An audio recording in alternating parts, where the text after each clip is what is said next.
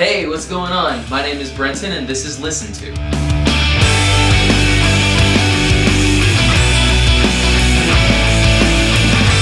Listen To is a channel devoted to the art of music, whether that be making music, listening to music, or reviewing music. Since this is my first ever video, I decided that what better way to start off than to review the album that I have been listening to for the last decade. The album Folie Deux by Fall Out Boy was released December 16th, 2008. It was initially released with 14 tracks, one of which existed within the pre-gap. Now if you're interested in learning what a pre-gap is, I will be making a video here soon talking about which ones I think are the best and describing kind of how it exists and how you would find it. Overall, I would give this album a 9 out of 10. It's one of my favorite albums of all time. We'll get into the reason why I don't give it a full 10 later, but for now let's talk about the praises and what the album does right.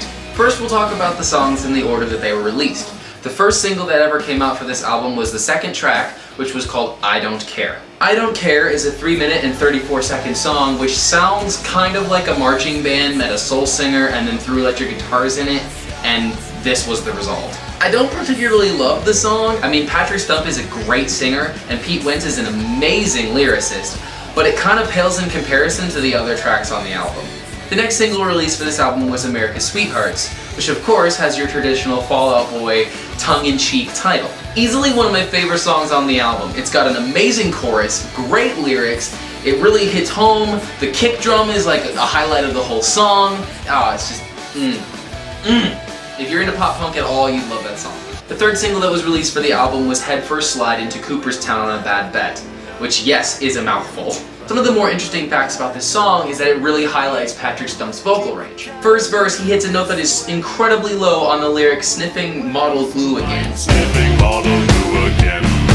I'm not entirely sure what this song is about lyrically, but if I were to guess, I would think it's about a guy who's kind of attracted to this girl, but she's into someone else, and they kind of go back and forth on like this forbidden romance, and it's kind of sweet. Now the fourth single of the song was released after the album came out, so I'm just gonna run down what the rest of the album kind of sounded like. For the sake of time, I'm just gonna give you the cliff notes of the songs that I really enjoyed from the album, and the rest of the songs you can go enjoy on your own. My absolute favorite song on this album is by far Disloyal Order of Water Buffaloes. Disloyal Order of Water Buffaloes does a great job of illustrating an outcast of society who's tried their best to fit in, but just can't. Plus, man, that bridge is like such a chant in and of itself.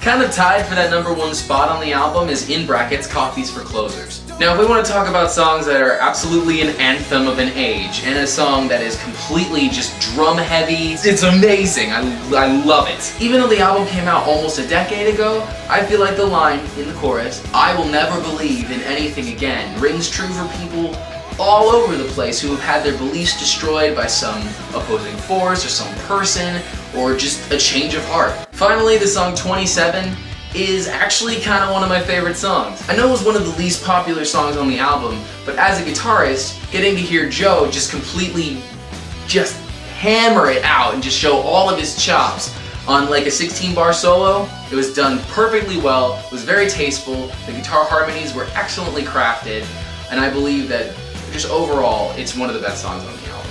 As a final wrap up to the things that I like about the album is incredibly well paced and incredibly well mixed, as opposed to their last album, which halfway through decided it needed a piano ballad. It really didn't. Alright, so here's the things I didn't really care for in the album. The song W-A-M-S, Whams, is kind of the least powerful song on the album. To me, it doesn't really have anything that stands out or is unique, except for the one part in the bridge where Joe throws in a jazz lick, which kind of totally comes out of nowhere and is really unexpected and is really interesting, but the rest of the song doesn't really justify it. I'm sure there's a ton of people who haven't even heard that this song is on the album, but the pre-gap song, so technically track 0, is called Lullaby, and it's by far the weakest song on the CD. It's just kind of an acoustic weird fest where Patrick just gets to kind of be soulful and I guess the end of Whams was a better time for him to be soulful than the pre-gap. Alright guys, that'll about wrap it up for my review of Folie Deux by Fall Out Boy. Here's my 10 seconds of what you should listen to. Tracks 1, 4, 5, 7, 9, and 13. And the tracks I didn't really care for, but that you may like, are tracks 0 and 11. Every other song is also really good and you should check them out as well. Of course, Fall Out Boy is coming out with a new album here in just a few months, and so I'll probably end up reviewing that as well. That'll about do it for this episode of Listen To. My name is Brenton and I hope you enjoyed.